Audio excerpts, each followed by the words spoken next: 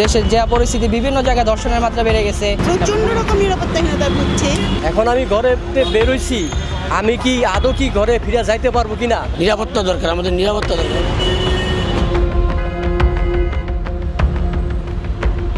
রাজধানীর বুকে আতঙ্ক, লাগাতার একের পর এক ছিনতাইয়ের ঘটনা। গতকাল বনশ্রীতে এক স্বর্ণ ব্যবসায়ী গুলিবিদ্ধ হয়ে খোয়ালেন 200 ভরি স্বর্ণ। প্রশ্ন উঠেছে, নগরবাসী নিরাপত্তা কোথায়? এমন সময় সোশ্যাল মিডিয়া সহ সব জায়গায় স্বরাষ্ট্র উপদেষ্টার পদত্যাগের দাবিতে উত্তাল জনমত। তবে উপদেষ্টা বলছেন, পদত্যাগ নয়, সমস্যা সমাধানই মূল লক্ষ্য। লাগাতার এমন ছিনতাইয়ের ঘটনায় আজ আমরা হাজির হয়েছি জাগো নিউজে। কথা বলবো সাধারণ মানুষের সাথে, জানাবো আপনাদের তাদের মতামত।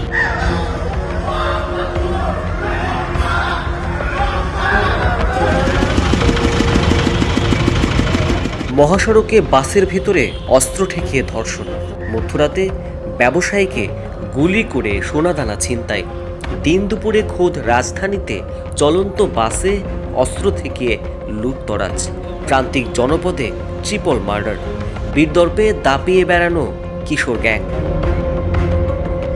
ডেভিল হান্ট নামে বিশেষ অভিযানের মধ্যেও খুনোখুনি, চুরি, ডাকাতি, ছিনতাই, ধর্ষণ, মব ভায়োলেন্স, এমন কোনো অপরাধ নেই যা ঘটছে না। দেশজুড়ে এমন ছিনতাই, খুন, লুটে ভয়ার্ত মানুষ। অপরাধের নানা ভিডিও সামাজিক যোগাযোগ মাধ্যমে ছড়িয়ে পড়ায় নিরাপত্তা নিয়ে জনমনে দেখা দিয়েছে ভীতি। অভিযানের মধ্যেও অপরাধীরা যখন এমন বেপরোয়া, তখন আইনশৃঙ্খলা রক্ষাকারী বাহিনী ও স্বরাষ্ট্র উপদেষ্টার ভূমিকা নিয়ে উঠেছে নানামুখী প্রশ্ন।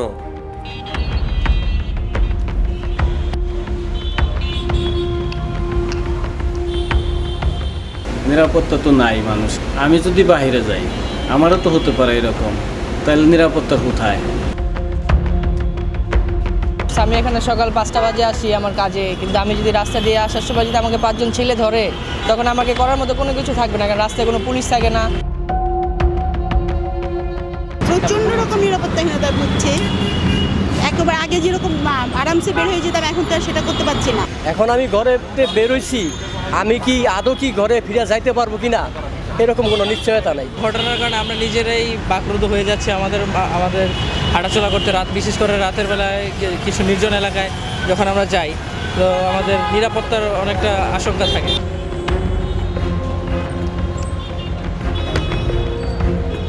পুলিশ আরও করে নিলে আরও ভালো হইতো, আমাদের চলাফেরা করতে সুবিধা হইতো।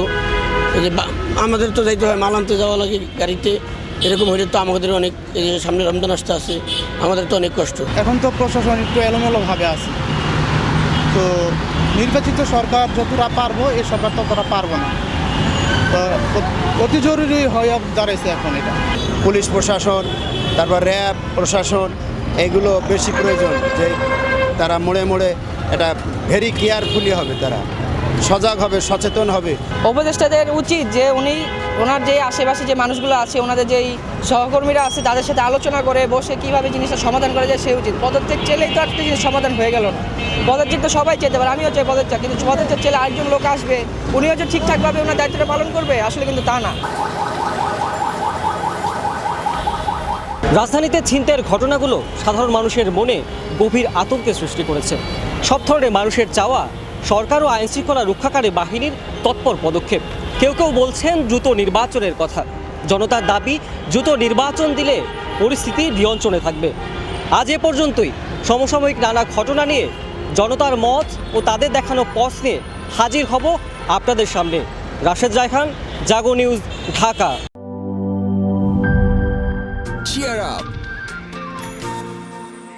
চলো পুরাই খুশি, নতুনের সাথে তুলে নিয়ে হাতে। Cheer up! Oh oh, cheer up! Oh oh, cheer up! চুমুকে চুমুকে enjoy the life. চলো পুরাই খুশি, তুলে নিয়ে হাতে। Cheer up!